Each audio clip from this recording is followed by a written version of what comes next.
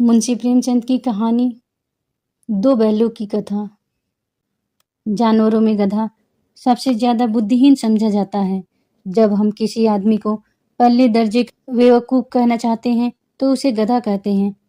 गधा सचमुच बेवकूफ है या उसके सीधेपन, उसकी निरापद सहिष्णुता ने उसे यह पदवी दे दी है, इसका निश्चय नहीं किया जा सकता। गाय सींग मारती हैं। ब्याई हुई गाय तो अनायास ही सिंगनी का रूप धारण कर लेती है।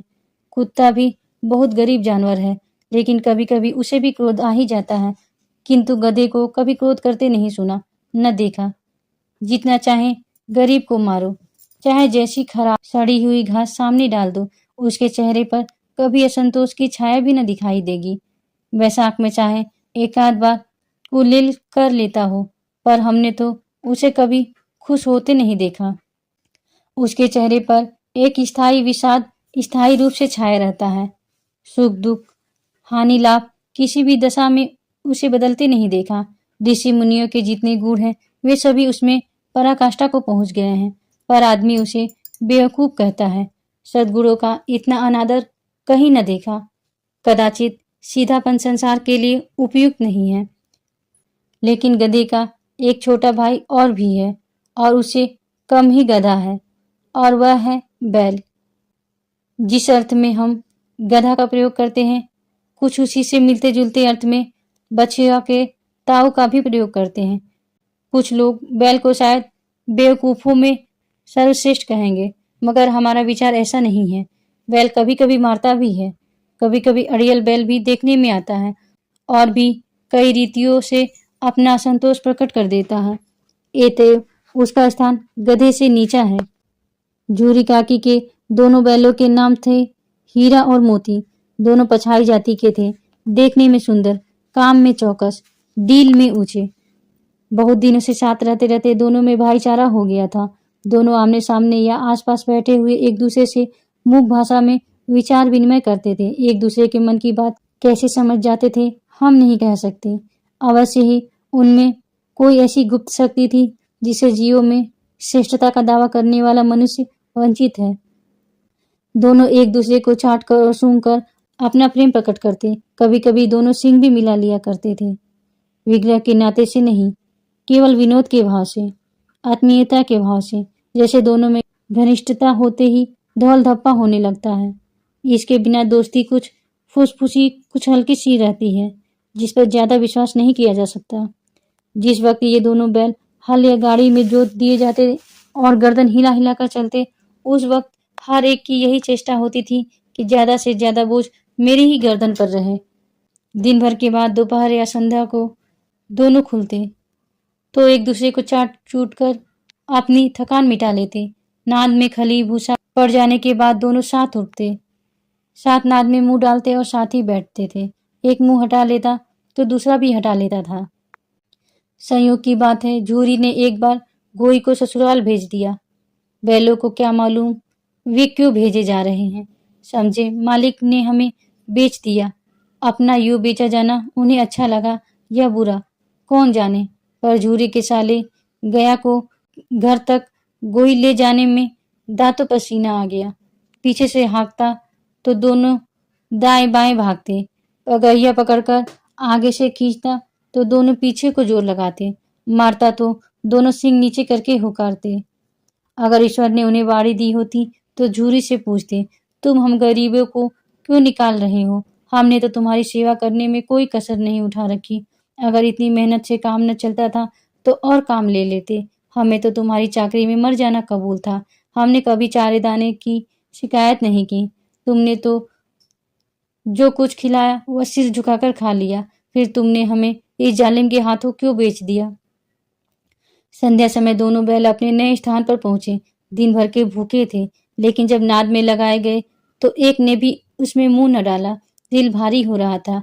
जिसे उन्होंने अपना घर समझ रखा था वह आज उनसे छूट गया था। यह नया घर, नया गांव, नए आदमी उन्हें बेगानों से लगते थे। दोनों ने अपनी मुख भाषा में सलाह की, एक दूसरे को कनखियों से देखा और लेट गए। जब गांव में सोता पड़ गया तो दोनों ने जोर मारकर पगे तुड़ा डाले और घर की तरफ चले। पगे बहुत मजबूत थे। अनुमान न हो सकता था कि कोई बैल उन्हें तोड़ सकेगा, पर इन दोनों में इस समय दूनी शक्ति आ गई थी। एक एक झटके में रस्सियां टूट गई। झूरी प्रातः सोकर उठा तो देखा कि दोनों बैल चरनी पर खड़े हैं। दोनों ही गर्दनों में आधा आधा गराव लटक रहा है। घुटने तक पांव कीचड़ से भरे हैं और दोनों की आंखों में विद्रोह में स्नेह झलक रहा है। झूरी बैलों को देखकर स्नेह से गदगद हो गया। दौड़कर उन्हें गले लगा लिया। प्रेमालिंगन और चुंबन का वह दृश्य बड़ा ही मनोहर था। घर और गांव के लड़के जमा हो गए और तालियां बजा बजा कर उनका स्वागत करने लगे। गांव के इतिहास में यह घटना अभूतपूर्व न होने पर भी महत्वपूर्ण थी। बाल सभा ने निश्चय किया, दोनों पशु वीरों को अभिनंदन पत्र देना चाहिए। कोई अपने घर से रोटियां लाया, कोई गुड़, कोई चोकर, कोई भूसी। एक बालक ने कहा, ऐसे बैल किसी के पास न होंगे। दूसरे ने समर्थन किया, इतनी दूर से दोनों अकेले चले आए। तीसरा बोला, बैल नहीं है, वे उस जन्म के आदमी हैं। इसका प्रतिवाद करने का किसी को साहस न हुआ। झूरी की स्त्री ने बैलों को द्वार पर देखा तो जल उठी। बोली, कैसे नमक हराम बैल हैं कि एक दिन वहां काम न किया, भाग खड़े हुए। झूरी अपने बैलों पर यह आक्षेप न सुन सका। नमक हराम क्यों है? चारा दाना न दिया होगा तो क्या करते? स्त्री ने रोब के साथ कहा, बस तुम ही तो बैलों को खिलाना जानते हो, और तो सब पानी पिला पिला कर रखते हैं। झूरी ने चिढ़ाया, चारा मिलता तो क्यों भागते? स्त्री चिढ़ी, भागे इसलिए कि वे लोग तुम जैसे बुद्धुओं की तरह बैलों को सहलाते नहीं, खिलाते हैं तो रगड़कर जोतते भी हैं। ये दोनों ठहरे कामचोर, भाग निकले। अब देखो कहाँ से खली और चोकर मिलता है। सूखे भूसे के सिवा कुछ न दूंगी, खाए चाहे मरे। वही हुआ। मजूर को बड़ी ताकीद कर दी गई कि बैलों को खाली सूखा भूसा दिया जाए। बैलों ने नाद में मुंह डाला तो फीका फीका, न कोई चिकनाहट न कोई रस। क्या खाएं? आशा भरी आंखों से द्वार की ओर ताकने लगे। झूरी ने मजूर से कहा, थोड़ी सी खली क्यों नहीं डाल देता वे? मालकिन मुझे मार ही डालेंगी। चुरा कर डाला। ना दादा, पीछे से तुम भी उन्हें किसी कहोगे। दूसरे दिन झूरी का साला फिर आया और बैलों को ले चला। अब की उसने दोनों को गाड़ी में जोता। 2-4 बार मोती ने गाड़ी को सड़क की खाई में गिराना चाहा, पर हीरा ने संभाल लिया। वह ज्यादा सहनशील था।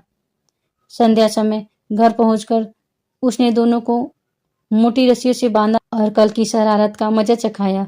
फिर वही सूखा भूसा डाल दिया। अपने दोनों बैलों को खली, चूनी सब कुछ दी। दोनों बैलों का ऐसा अपमान कभी न हुआ था। झूरी इन्हें फूल की छड़ी से भी न छूता था। उसकी टिटकार पर दोनों उड़ने लगते थे। यहाँ मार पड़ी। आहत सम्मान की व्यथा तो थी ही, उस पर मिला सूखा भूसा। नाद की तरफ आंखें तक न उठाई। दूसरे दिन गया ने बैलों को हल में जोता, पर इन दोनों ने जैसे पांव न उठाने की कसम खा ली थी। वह मारते मारते थक गया, पर दोनों ने पांव न उठाया।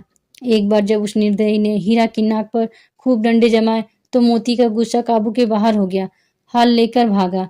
हल, रस्सी, जुआ, जोत सब टूट टाट कर बराबर हो गया। गले में बड़ी बड़ी रस्सियां न होती तो दोनों पकड़ाई में न आते।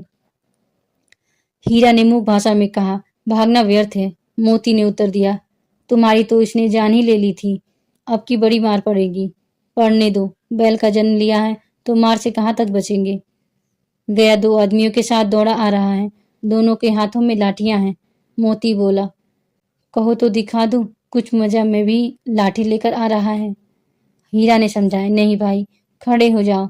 मुझे मारेगा तो मैं भी 1-2 को गिरा दूंगा। नहीं, हमारी जाति का यह धर्म नहीं है। मोती दिल में ऐंठ कर रह गया।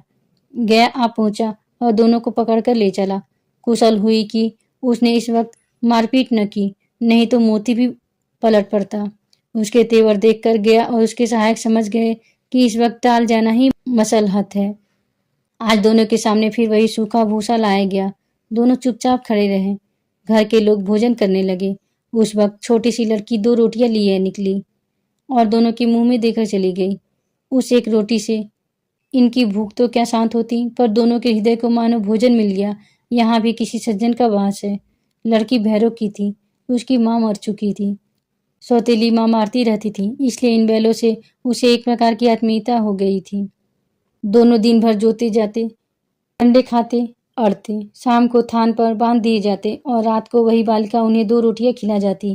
प्रेम के इस प्रसाद की यह बरकत थी कि दो दो गाल सूखा भूसा खाकर भी दोनों दुर्बल न होते थे, मगर दोनों की आंखों में रोम रोम में विद्रोह भरा हुआ था। एक दिन मोती ने मुख भाषा में कहा, अब तो नहीं सहा जाता हीरा, क्या करना चाहते हो? एक हाथ को सींगों पर उठाकर फेंक दूंगा, लेकिन जानते हो वह प्यारी लड़की जो हमें रोटियां खिलाती है उसी की लड़की है जो इस घर का मालिक है। यह बेचारी अनाथ न हो जाएगी तो मालकिन को न फेंक दूं, वही तो उस लड़की को मारती है। लेकिन औरत जात पर सिंग चलाना मना है, यह भूले जाते हो। तुम तो किसी तरह निकलने ही नहीं देते। बताओ, तुड़ाकर भाग चले? हाँ, यह मैं स्वीकार करता, लेकिन इतनी मोटी रस्सी टूटेगी कैसे? इसका उपाय है। पहले रस्सी को थोड़ा सा चबा लो, फिर एक झटके में जाती है। रात को जब बालिका रोटियां खिलाकर चली गई, दोनों रस्सियां चबाने लगे, पर मोटी रस्सी मुंह में न आती थी। बेचारे बार बार जोर लगाकर रह जाती थी। सहसा घर का द्वार खुला और वही बालिका निकली। दोनों सिर झुकाकर उसका हाथ चाटने लगे। दोनों की पूछे खड़ी हो गई। उसने उनके माथे सहलाए और बोली, खोले देती हूँ, चुपके से भाग जाओ, नहीं तो यहाँ लोग मार डालेंगे। आज घर में सलाह हो रही है कि इनकी नाकों में नथ डाल दी जाए। उसने गराव खोल दिया, पर दोनों चुपचाप खड़े रहे। मोती ने अपनी भाषा में पूछा, अब चलते क्यों नहीं? हीरा ने कहा, चले तो, लेकिन कल इस अनाथ पर आफत आएगी, सब इसी पर संदेह करेंगे। सहसा बालिका चिल्लाई, दोनों फूफा वाले बैल भागे जा रहे हैं, ओ दादा, दोनों बैल भागे जा रहे हैं, जल्दी दौड़ो। गया हड़बड़ाकर भीतर से निकला और बैलों को पकड़ने चला। वे दोनों भागे। गया ने पीछा किया और भी तेज हुए। गया ने शोर मचाया, फिर गांव के कुछ आदमियों को भी साथ लेने के लिए लौटा। दोनों मित्रों को भागने का मौका मिल गया। सीधे दौड़ते चले गए, यहाँ तक कि मार्ग का ज्ञान न रहा। जिस परिचित गांव से आए थे उसका यहाँ पता न था। नए नए गांव मिलने लगे। तब दोनों एक खेत के किनारे खड़े होकर सोचने लगे, अब क्या करना चाहिए। हीरा ने कहा, मालूम होता है राह भूल गए, तुम भी बेतहाशा भागे, वहीं उसे मार गिराना था। उसे मार गिराते तो दुनिया का कहती, वह अपना धर्म छोड़ दे, लेकिन हम अपना धर्म क्यों छोड़े? दोनों भूख से व्याकुल हो रहे थे। खेत में मटर खड़ी थी, चरने लगे। रह रहकर आहट ले लेते थे, कोई आता तो नहीं है। जब पेट भर गया, दोनों ने आज़ादी का अनुभव किया तो मस्त होकर उछलने कूदने लगे। पहले दोनों ने डकार ली, फिर सींग मिलाए और एक दूसरे को ठेलने लगे। मोती ने हीरा को कई कदम हटा दिया, यहाँ तक कि वह खाई में गिर गया। तब उसे भी क्रोध आया, संभल कर उठा, फिर मोती से भिड़ गया। मोती ने देखा खेल में झगड़ा हुआ चाहता है तो किनारे हट गया। अरे यह क्या, कोई साढ़ दौड़ता चला आ रहा है। हाँ, साढ़ी है। वह सामने आ पहुंचा। दोनों मित्र बगले झांक रहे हैं। साढ़ पूरा हाथी है, उससे भिड़ना जान से हाथ धोना है, लेकिन न भिड़ने पर भी जान बचती नहीं नजर आती। इन्हीं की तरफ आ भी रहा है, कितनी भयंकर सूरत है। मोती ने मुख भाषा में कहा, बुरे फंसे, जान बचेगी, कोई उपाय सोचो। हीरा ने निश्चिंत स्वर में कहा, अपने घमंड से फूला हुआ है, आरजू विनती न सुनेगा, भाग क्यों न चले? भागना कायरता है तो फिर यही मरो। बंदा तो 9 2 11 होता है, और जो दौड़ाए तो फिर कोई उपाय सोचो जल्द। उपाय यही है कि उस पर दोनों जने एक साथ चोट करे। मैं आगे से रगेद देता हूँ, तुम पीछे से रगेदो। दोहरी मार पड़ेगी तो भाग खड़ा होगा। मेरी ओर झपटे, तुम बगल से उसके पेट में सींग घुसेड़ देना। जान जोखिम है, पर दूसरा उपाय नहीं है। दोनों मित्र जान हथेलियों पर लेकर लपके। साढ़ को भी संगठित शत्रुओं से लड़ने का तजर्बा न था। वह तो एक शत्रु से मल्ल युद्ध करने का आदी था। जो ही हीरा पर झपटा, मोती ने पीछे से दौड़ाया। साढ़ उसकी तरफ मुड़ा तो हीरा ने रगेदा। साढ़ चाहता था कि एक एक करके दोनों को गिरा ले, पर ये दोनों भी उस्ताद थे, उसे वह अवसर न देते थे। एक बार साढ़ झल्लाकर हीरा का अंत कर देने के लिए चला कि मोती ने बगल से आकर पेट में सींग भोंक दी। साढ़ क्रोध में आकर पीछे फिरा तो हीरा ने दूसरे पहलू में सींग भोंक दिया। आखिर बेचारा जख्मी होकर भागा और दोनों मित्रों ने दूर तक उसका पीछा किया, यहाँ तक कि साढ़ बेदम होकर गिर पड़ा। तब दोनों ने उसे छोड़ दिया। दोनों मित्र विजय के नशे में झूमते चले जाते थे। मोती ने अपनी सांकेतिक भाषा में कहा, मेरा तो जी चाहता था कि बच्चा को मार ही डालूं। हीरा ने तिरस्कार किया, गिरे हुए बैरी पर सींग न चलाना चाहिए, यह सब ढोंग है। बैरी को ऐसा मारना चाहिए कि फिर न उठे। अब घर कैसे पहुंचेंगे वह सोचो, पहले कुछ खा ले तो सोचे। सामने मटर का खेत था ही, मोती उसमें घुस गया। हीरा मना करता रहा, पर उसने एक न सुनी। अभी 2 4 ग्रास खाए थे कि 2 आदमी लाठियां लिए दौड़ पड़े और दोनों मित्रों को घेर लिया। हीरा तो मेड़ पर था, निकल गया। मोती सींचे हुए खेत में था, उसके खुर कीचड़ में धंसने लगे, न भाग सका। पकड़ लिया। हीरा ने देखा संगी संकट में है तो लौट पड़ा, फंसेंगे तो दोनों फंसेंगे। रखवालों ने उसे भी पकड़ लिया।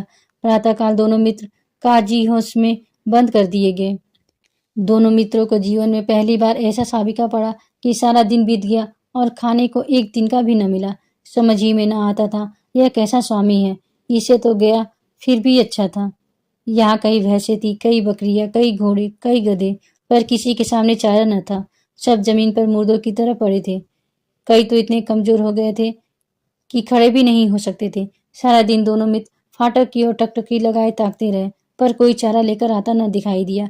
तब दोनों ने दीवार की नमकीन मिट्टी चाटनी शुरू की, पर इससे क्या तृप्ति होती। रात को भी जब कुछ भोजन न मिला तो हीरा के दिल में विद्रोह की ज्वाला दहक उठी। मोती से बोला, अब तो नहीं रहा जाता मोती। मोती ने सिर लटकाए हुए जवाब दिया, मुझे तो मालूम होता है प्राण निकल रहे हैं। इतनी जल्द हिम्मत न हारो भाई, यहाँ से भागने का कोई उपाय निकालना चाहिए। आओ दीवार तोड़ डाले। मुझसे तो अब कुछ नहीं होगा। बस इसी बूते पर अकड़ते थे, सारी अकड़ निकल गई। बाड़े की दीवार कच्ची थी। हीरा मजबूत तो था ही, अपनी नुकीली सींग दीवार में गड़ा दिए और जोर मारा तो मिट्टी का एक चिप्पड़ निकल आया। फिर तो उसका साहस बढ़ा। इसने दौड़ दौड़ कर दीवार की चोटें की और हर चोट में थोड़ी थोड़ी मिट्टी गिराने लगा। उसी समय काजी हौस का चौकीदार लालटेन लेकर जानवरों की हाजिरी लेने निकला। हीरा का ऊजापन देखकर उसने उसे कई डंडे रसीद किए और मोटी सी रस्सी से बांध दिया। मोती ने पड़े पड़े कहा, आखिर मार खाई, क्या मिला? अपने बूते भर जोर तो मार दिया। ऐसा जोर मारना किस काम का कि और बंधन में पड़ जाए। जोर तो मारता ही जाऊंगा, चाहे कितने ही बंधन पड़ते जाए। जान से हाथ धोना पड़ेगा, कुछ परवाह नहीं, यो भी मरना ही है। सोचो दीवार खुद जाती तो कितनी जानें बच जाती। इतने भाई यहाँ बंद हैं, किसी की देह में जान नहीं है। 2-4 दिन और यही हाल रहा तो सब मर जाएंगे। हाँ, यह बात तो है। अच्छा तो ला, फिर मैं भी जोर लगाता हूँ। मोती ने भी दीवार में उसी जगह सींग मारा। थोड़ी सी मिट्टी गिरी तो हिम्मत और बढ़ी। फिर तो वह दीवार में सींग लगाकर इस तरह जोर करने लगा मानो किसी प्रतिद्वंदी से लड़ रहा है। आखिर कोई 2 घंटे की जोर आजमाई के बाद दीवार ऊपर से लगभग 1 हाथ गिर गई। उसने दूनी शक्ति से दूसरा धक्का मारा तो आधी दीवार गिर पड़ी। दीवार का गिरना था कि अधमरे से पड़े हुए सभी जानवर चेत उठे। तीनों घोड़ियां सरपट भाग निकली, फिर बकरियां निकली, इसके बाद भैंसें भी खिसक गई, पर गधे अभी तक जो के त्यों खड़े थे। हीरा ने पूछा, तुम दोनों क्यों नहीं भाग जाते? एक गधे ने कहा, जो कहीं फिर पकड़ लिए जाए तो क्या हर्ज है, अभी तो भागने का अवसर है। हमें तो डर लगता है, हम यहीं पड़े रहेंगे। आधी रात से ऊपर जा चुकी थी। दोनों गधे अभी तक खड़े सोच रहे थे कि भागे या न भागे। मोती अपने मित्र की रस्सी तोड़ने में लगा हुआ था। जब वह हार गया तो हीरा ने कहा, तुम जाओ, मुझे यहीं पड़ा रहने दो, शायद कहीं भेंट हो जाए। मोती ने आंखों में आंसू लाकर कहा, तुम मुझे इतना स्वार्थी समझते हो हीरा? हम और तुम इतने दिनों एक साथ रहे हैं, आज तुम विपत्ति में पड़ गए तो मैं तुम्हें छोड़कर अलग हो जाऊं? हीरा ने कहा, बहुत मार पड़ेगी, लोग समझ जाएंगे यह तुम्हारी शरारत है। मोती गर्व से बोला, जिस अपराध के लिए तुम्हारे गले में बंधन पड़ा उसके लिए अगर मुझ पर मार पड़े तो क्या चिंता। इतना तो हो ही गया कि 9-10 प्राणियों की जान बच गई, वे सब तो आशीर्वाद देंगे। यह कहते हुए मोती ने दोनों गधे को सींगों से मार मार कर बाड़े के बाहर निकाला और तब अपने बंधु के पास आकर सो रहा। भोर होते ही मुंशी और चौकीदार तथा अन्य कर्मचारियों में कैसी खलबली मची, इसके लिखने की जरूरत नहीं। बस इतना ही काफी है कि मोती की खूब मरम्मत हुई और उसे भी मोटी रस्सी से बांध दिया। 1 सप्ताह तक दोनों मित्र बंधे पड़े रहे। किसी ने चारे का एक तीर भी न डाला। हाँ, एक बार पानी दिखा दिया जाता था, यही उनका आधार था। दोनों इतने दुर्बल हो गए थे कि उठा तक न जाता। ठठरियां निकल आई थी। एक दिन बाड़े के सामने डुग्गी बजने लगी और दोपहर होते होते वहां 50-60 आदमी जमा हो गए। तब दोनों मित्र निकाले गए और उनकी देखभाल होने लगी। लोग आ आकर उनकी सूरत देखते और मन फीका करके चले जाते। ऐसे मृतक बैलों का कौन खरीदार होता। सहसा एक दढ़ियल आदमी, जिसकी आंखें लाल थी और मुद्रा अत्यंत कठोर, आया और दोनों मित्रों के कूल्हों में उंगली गोदकर मुंशी जी से बातें करने लगा। उसका चेहरा देखकर अंतर्जान से दोनों मित्रों के दिल कांप उठे। वह कौन है और उन्हें क्यों टटोल रहा है, इस विषय में उन्हें कोई संदेह न हुआ। दोनों ने एक दूसरे को भीत नेत्रों से देखा और सिर झुका लिया। हीरा ने कहा, गया के घर से नाहक भागे, अब जान न बचेगी। मोती ने अश्रद्धा के भाव से उत्तर दिया, कहते हैं भगवान सबके ऊपर दया करते हैं, उन्हें हमारे ऊपर क्यों दया नहीं आती। भगवान के लिए हमारा मरना जीना दोनों बराबर है। चलो अच्छा ही है, कुछ दिन उसके पास तो रहेंगे। एक बार भगवान ने उस लड़की के रूप में हमें बचाया था, क्या अब न बचाएंगे। यह आदमी छुरी चलाएगा, देख लेना। तो क्या चिंता है, मांस खाल सींग हड्डी सब किसी न किसी काम आ जाएंगी। नीलाम हो जाने के बाद दोनों मित्र उस दरियल के साथ चले। दोनों की बोटी बोटी कांप रही थी। बेचारे पांव तक न उठा सकते थे, पर भय के मारे गिरते पड़ते भागे जाते थे, क्योंकि वह जरा भी चाल धीमी हो जाने पर जोर से डंडा जमा देता था। राह में गाय बैलों का रेवड़ हरे हरे हाल में चलता नजर आया। सभी जानवर प्रसन्न थे, चिकने चपल, कोई उछलता तो कोई आनंद से बैठा पागुर करता था। कितना सुखी जीवन था इनका, पर कितने स्वार्थी हैं सब। किसी को चिंता नहीं है कि उनके दो भाई बधिक के हाथ पड़े कैसे दुखी हैं।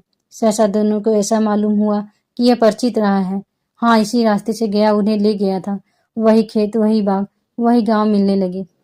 प्रतिक्षण उनकी चाल तेज होने लगी। सारी थकान, सारी दुर्बलता गायब हो गई। आह, यह लो, अपना ही हार आ गया। इसी कुएं पर हम पुर चलाने आया करते थे। यही कुआं है। मोती ने कहा, हमारा घर नगीच आ गया। हीरा बोला, भगवान की दया है, मैं तो अब घर भागता हूँ। ये जाने देगा, इसे मार गिराता हूँ। नहीं नहीं, दौड़कर थान पर चलो, वहां से हम आगे न जाएंगे। दोनों उन्मत्त होकर बछड़ों की भांति कुलेले करते हुए घर की ओर दौड़े। वह हमारा थान है। दोनों दौड़कर अपने थान पर आए और खड़े हो गए। दरियल भी पीछे पीछे दौड़ा चला आता था। झूरी द्वार पर बैठा धूप खा रहा था। बैलों को देखते ही दौड़ा और उन्हें बारी बारी से गले लगाने लगा। मित्रों की आंखों में आनंद के आंसू बहने लगे। एक झूरी का हाथ चाट रहा था। दरियल ने जाकर बैलों की रस्सियां पकड़ ली। झूरी ने कहा, मेरे बैल हैं। तुम्हारे बैल कैसे? मैं मवेशी खाने से नीलाम लिए आता हूँ। मैं तो समझता हूँ चुराए लिए आते हो। चुपके से चले जाओ, मेरे बैल हैं। मैं बेचूंगा तो बिकेंगे। किसी को मेरे बैल नीलाम करने का क्या अख्तियार है? जाकर थाने में रपट कर दूंगा। मेरे बैल हैं, इसका सबूत यह है कि मेरे द्वार पर खड़े हैं। दरिया झल्लाकर बैलों को जबरदस्ती पकड़ ले जाने के लिए बढ़ा। उसी वक्त मोती ने सींग चलाया। दरियल पीछे हटा। मोती ने पीछा किया। दरियल भागा। मोती पीछे दौड़ा। गांव के बाहर निकल जाने पर वह रुका। पर खड़ा दरियल का रास्ता देख रहा था। दरियल दूर खड़ा धमकियां दे रहा था, गालियां निकाल रहा था, पत्थर फेंक रहा था, और मोती विजयी सूर की भांति उसका रास्ता रोके खड़ा था। गांव के लोग यह तमाशा देखते थे और हंसते थे। जब दरियल हार कर चला गया तो मोती अकड़ता हुआ लौटा। हीरा ने कहा, मैं डर रहा था कि कहीं तुम गुस्से में आकर मार न बैठो। अगर वह मुझे पकड़ता तो मैं बेमारे न छोड़ता। अब न आएगा। आएगा तो दूर ही से खबर लूंगा, देखूं कैसे ले जाता है। जो गोली मरवा दे, मर जाऊंगा, पर उसके काम तो ना आऊंगा। हमारी जान को कोई जान नहीं समझता, इसलिए कि हम इतने सीधे हैं। जरा देर में नादों में खली, भूसा, चोकर और दाना भर दिया गया और दोनों मित्र खाने लगे। झूरी खड़ा दोनों को सहला रहा था और बीसों लड़के तमाशा देख रहे थे। सारे गांव में उछाह सा मालूम होता था। इसी समय मालकिन ने आकर दोनों के माथे चूम लिए। कहानी सुनने के लिए धन्यवाद।